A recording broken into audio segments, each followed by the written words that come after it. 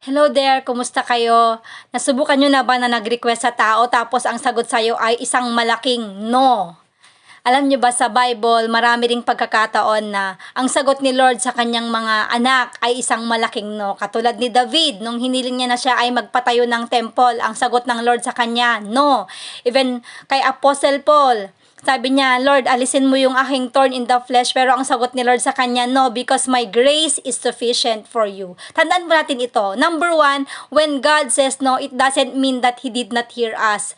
Because no prayer goes unheard. Lahat po ng ating mga panalangin ay naririnig ng Panginoon. Even our silent prayers, naririnig po ng Panginoon yon. So, tandaan mo, when God says no, it doesn't mean He did not hear us. Hindi ibig sabihin hindi kaya narinig. Narinig ka niya 100%.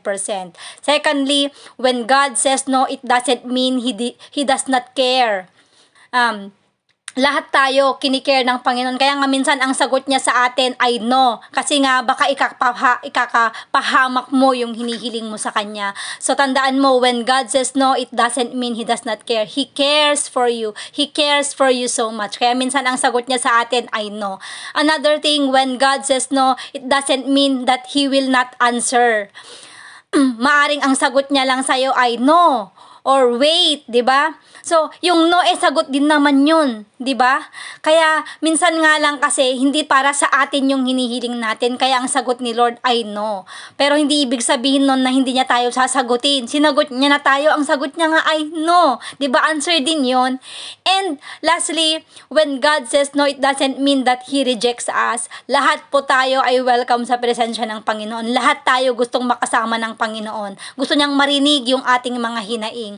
And when He says no sa ating mga request, hindi ibig sabihin nun na rejected ka, hindi po totoo yun. Tandaan po natin ito, when God says no, He is preparing a better yes for you. Meron siyang hinahanda ng mas maganda, o kaya naman sa tamang panahon, sa tamang pagkakataon, ibibigay niya yung ating mga kahilingan.